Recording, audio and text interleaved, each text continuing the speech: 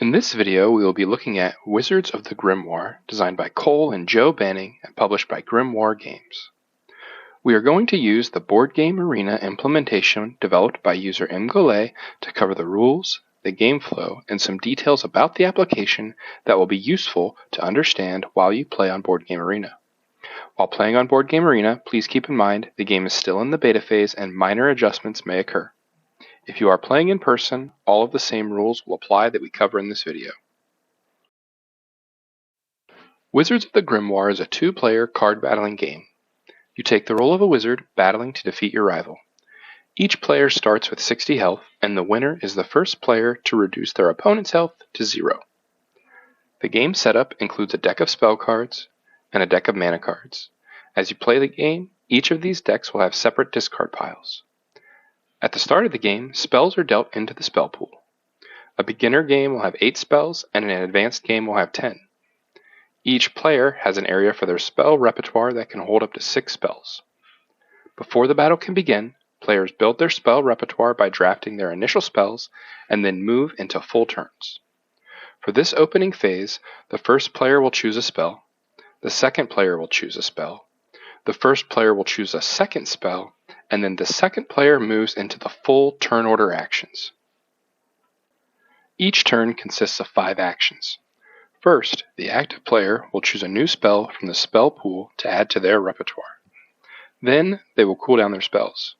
This will make more sense after we discuss casting spells in step 4, so I'll come back to it shortly.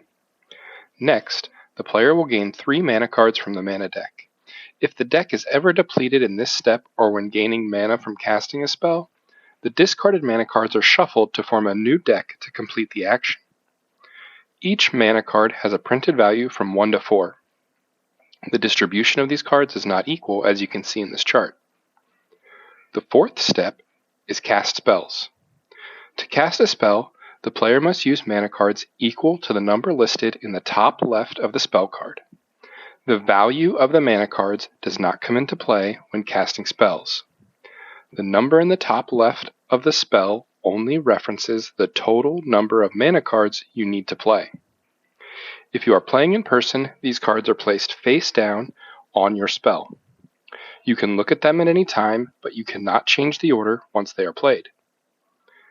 The final action is a basic attack, in which a player can discard a mana card from their hand to deal damage equal to the power printed on the card.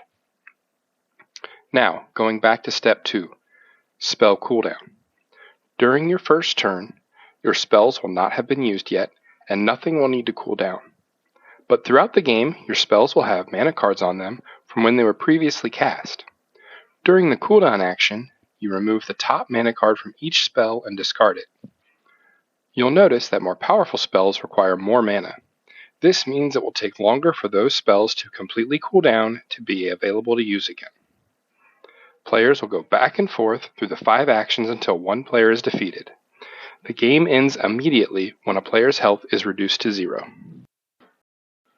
There are several key areas to spell cards that you should understand. First is the spell type, which is indicated by the background color in the circle in the upper left corner. Damage spells have a red background and are primarily designed to inflict damage to your opponent. Spells with a green background are regeneration spells and provide ways to gain additional mana on your turn. And utility spells have unique abilities to manipulate the state or rules of the game and are indicated by a purple background. Within the same circle is a symbol to indicate how the spell activates. An instant spell has a downward-facing arrow, and this spell will resolve immediately. Delayed spells have a dotted arrow pointing from left to right. They activate as mana is discarded off the spell. It is important to note that picking up mana and discarding mana are different types of interactions, and delayed spells only activate when mana is discarded. Finally, some spells have 2 arrows that form a circle. These are ongoing effects. The printed ability is constantly in effect as long as there is at least 1 mana card on the spell. As previously mentioned, the top left of the card also has the spell cost printed, which is the number of mana cards needed to activate the spell. There are two important rules to remember while playing the game. The first is you have a hand limit of 10 mana cards. If you start your turn with more than 10, you must discard down to 10 before selecting a spell from the spell pool. The other is you are limited to having 6 spells in your repertoire.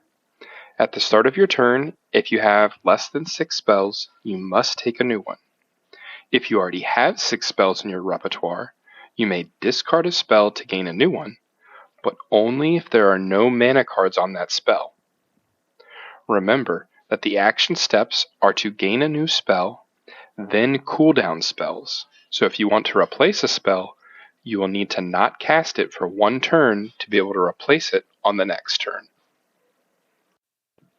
Now I'm going to discuss the Board Game Arena interface and highlight some areas for you.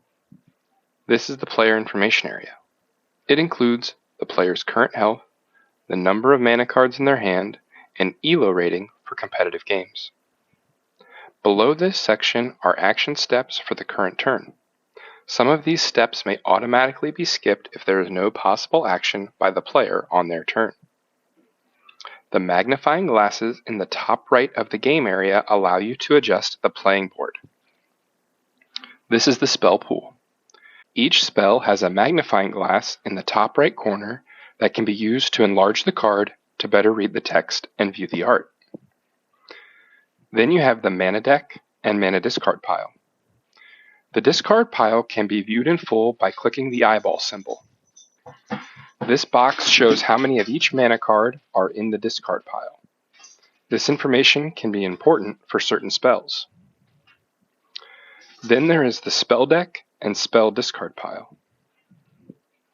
When a player performs a basic attack, the mana card will move to this square before being discarded or affected by a spell card. The last non-player section is a reveal zone which can be triggered by certain spells. Finally, the player area includes your spell repertoire, your health, and any active spell effects. Under each of your spells will be the mana cards that were used to activate the spell. The number at the bottom is the number of mana cards currently in that stack. The numbers at the top represent the power of each mana card in the stack. Going from left to right, these will be the cards at the bottom of your stack to the top. When looking at your opponent's play area, you will be able to see the number of mana cards in the stack, but not the power of those cards. And with that information, you should be set to start battling. Thanks for watching. I hope you found this video useful, and I look forward to playing with you in the arena.